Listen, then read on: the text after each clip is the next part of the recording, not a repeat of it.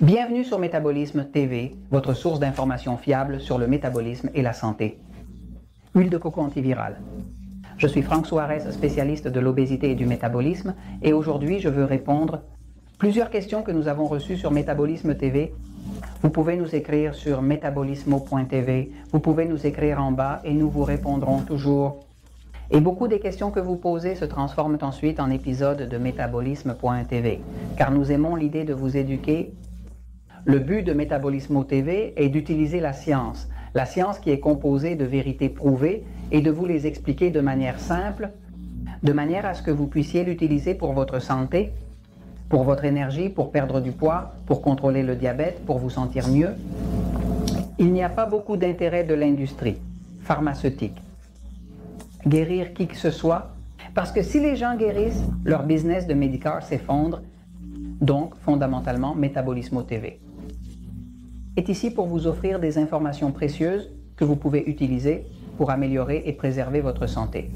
Alors, aujourd'hui je veux vous parler de l'huile de coco. Nous, dans le cadre des opérations que j'ai, dans différents pays appelés Natural Slim et aux États-Unis appelés Relax Slim, ces opérations, nous avons des consultants certifiés en métabolisme où nous servons des milliers et des milliers de personnes chaque semaine, en les aidant à perdre du poids, à retrouver de l'énergie, à mieux dormir, à contrôler le diabète sans médicaments, et ainsi de suite. Non, mais dans ces opérations, nous utilisons toujours une huile de coco. Dans notre cas, nous utilisons un qui s'appelle Cocotin Plus. C'est une huile de coco biologique. Cela veut dire qu'il est certifié. Il n'a pas eu de pesticides, ni de colorants, ni rien de tout ça. Et il est mélangé avec une enzyme japonaise, appelée CoQ10. L'huile de coco en elle-même donne beaucoup d'énergie. Et quand on l'ajoute à l'enzyme CoQ10, qui est une enzyme qui force le corps à recevoir plus d'oxygène, il commence automatiquement à brûler plus de graisse, le corps à avoir plus d'énergie, la personne à mieux dormir et tous les autres systèmes du corps commencent à se réguler. Donc nous utilisons beaucoup l'huile de coco. Et si vous n'avez pas accès à quelque chose comme le Cocoten Plus, presque n'importe quelle huile de coco peut vous convenir.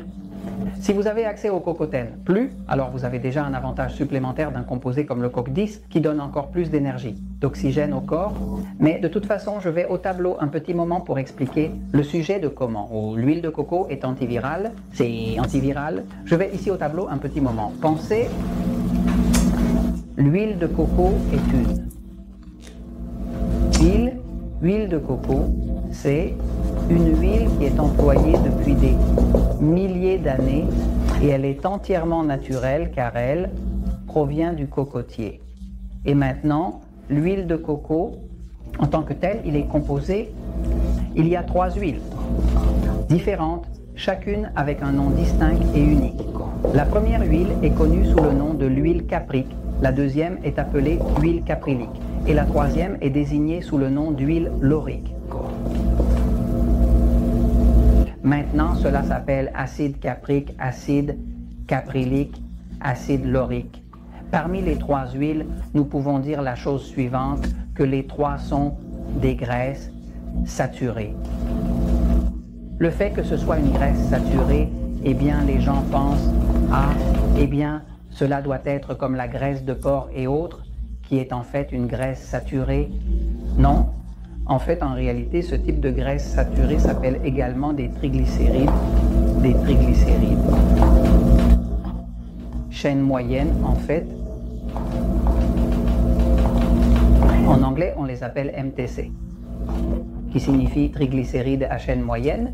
Maintenant, les qualités des graisses saturées, qui sont des triglycérides à chaîne moyenne, elles sont très différentes des graisses saturées, comme celle du porc, qui est une chaîne de molécules très très longue. C'est une chaîne moyenne, qui en fait est si petite que le corps l'absorbe automatiquement. Quand vous prenez de l'huile de coco, vous allez ressentir beaucoup d'énergie.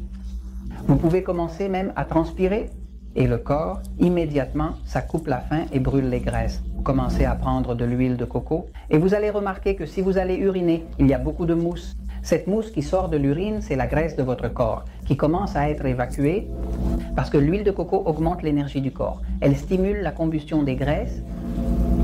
Maintenant, parmi ces 3 huiles qui sont contenues dans l'huile de coco, il y en a une, celle-ci, laurique, l'huile laurique qui est acide laurique.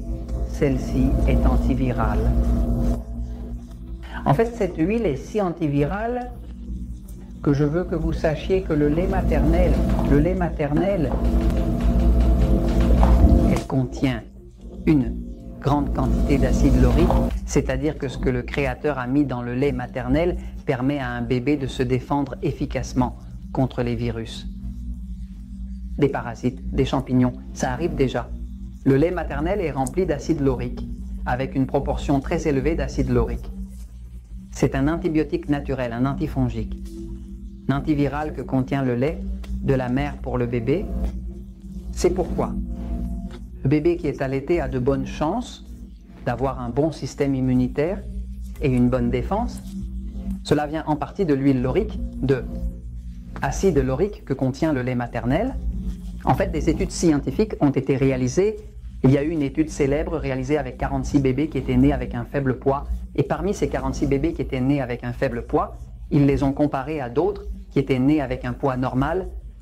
Et seulement ceux qui étaient nés avec un faible poids, des bébés de faible poids, qui n'avaient pas beaucoup de poids, à la naissance, on a commencé à tous les supplémenter avec de l'huile de coco. Et en commençant à les supplémenter avec de l'huile de coco, à la fin des 4 mois, les bébés qui étaient nés avec un faible poids pesaient maintenant plus que les bébés qui étaient nés avec un poids normal. Mais ce qui est intéressant, c'est que ce qu'ils avaient augmenté le plus, ce n'était pas de la graisse, c'était de la musculature. C'est-à-dire qu'on a constaté que c'est quelque chose qui aide à développer la musculature en tant que telle. C'est un combustible de haute puissance maintenant. Ce qui concerne l'huile de coco en tant que telle et ses propriétés antivirales, il faut savoir qu'il y a beaucoup de pays comme le Japon, des pays dans la région de Hong Kong et les personnes des Philippines se sont rendues compte que l'huile de coco est antivirale.